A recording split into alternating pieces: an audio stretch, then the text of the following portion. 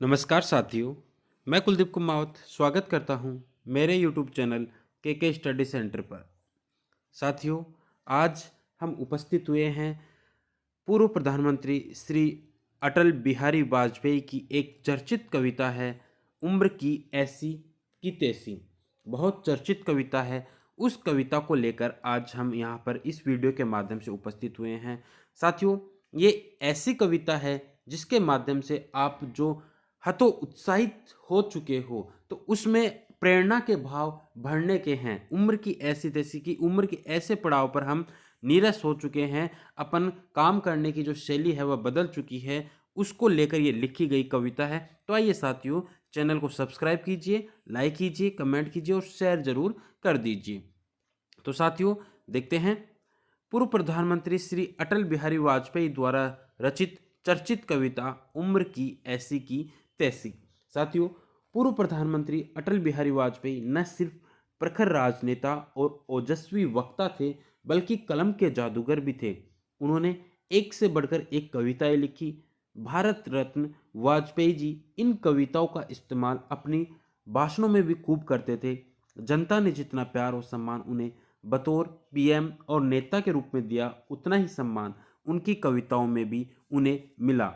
और उनकी कविताएं केवल चंद पंक्तियां ही नहीं, बल्कि एक जीवन जीने का एक नजरिया है। समाज के ताने बाने के साथ आगे चलने की प्रेरणा देती है और घोर निराशा में भी आशा की किरणें भरने वाली ये कविताएं आपके सामने प्रस्तुत है। तो साथियों, उम्र की ऐसी की तैसी की एक ऐसी उम्र आती है जिसमें व्यक्ति के कार्य करने की जो शैली है वह बदलती जाती है। तो इस कविता के माध्यम से वाजपेयी जी ये कह रहे हैं कि उम्र को नज़रअंदाज करके हमें हर मोड़ पर, हमें हर पड़ाव पर अपने जीवन को बहुत ही सुंदर तरीके से जीना चाहिए। तो बहुत सुंदर है साथियों, आनंद लीजिए। घर चाहे कैसा भी हो, घर चाहे कैसा भी हो, उसके एक कोने में खुलकर हंसने की जगह रखना। सूरज कितना भी दूर हो, उसको घर आने का रास्ता देना। कि सूरज कितना भी दूर हो लेकिन घर आने का रास्ता देना। कभी कभी छत पर चढ़कर तारे अवश्य गिनना। अर्थात सूरज को जो प्राकृतिक दृश्य है उनको निहारते रहना ही चाहिए। मनुष्य को उम्र के किसी भी पड़ाव, उम्र का चाहे कोई सा भी पड़ाव हो, उस पड़ाव में जो प्राकृतिक जो दृश्य है, जो प्रकृति के द्वारा बनाए गए हैं, उन दृश्यों को मनुष्य को निहारते रहना चाहिए। हो सके तो हाथ बढ़ाकर चांद को छूने की कोशिश करना। अगर हो लोगों से मिलना जुलना, तो घर के पास पड़ोस जरूर रखना। अगर आप पड़ोस में मिलना जुलना रखते हो तो ऐसा पड़ोस रखिए जिससे आप मिलजुल सके, उससे अपनी जो सुख दुख की जो बातें हैं उन्हें बतला सके। ऐसा पड़ोस होना चाहिए, उनसे मिलजुल कर रह सके। आगे क्या कह रहे हैं? भीगने देना बारिश में, उछल कूद भी करने देना। हो सके तो बच्चों को एक कागज की किस्ती चलाने देना। कि बच्चों का जो बचपन है, उस बचपन में उन्हें जीने देना चाहिए। लेकिन आज जो परिस्थितियां है वह बदल चुकी है। बच्चों को केवल एक परिपाटी में ढाला जा चुका है। उन पर कई तरह की बंदिशें लागू की जा चुकी है। तो कवि यहाँ कह रहे हैं, वाजपेयी जी यहाँ कह रहे हैं कि बच्चों को स्वतंत्र जीवन यापन कर देना चाहिए, एक कागज की किस्ती चलाने देना। आगे क्या कह रहे हैं? कभी हो फुर्सत आसमान भी साफ हो, तो एक पतंग आसमान में चढ़ाना। हो सके तो एक छोटा पेच भी लड़ाना। क्या कह रहे हैं? कभी हो फुर्सत आसमान भी साफ हो, तो एक पतंग आसमान में चढ़ाना।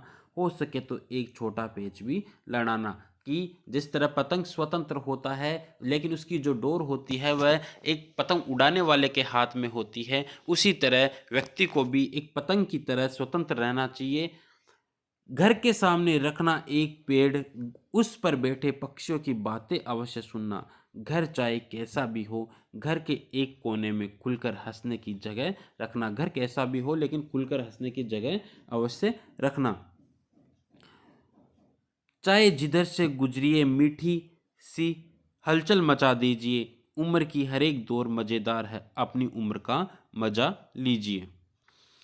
उम्र का हर एक दौर मज़ेदार है, अपनी उम्र का मज़ा लीजिए। अर्थात यह नहीं सोचना चाहिए कि हमारी उम्र अभी बचपन की है, युवा हो गई है या अपन वृद्ध है, लेकिन अपनी जो उम्र है उस उम्र का हमें मज़ा लेना चाहिए।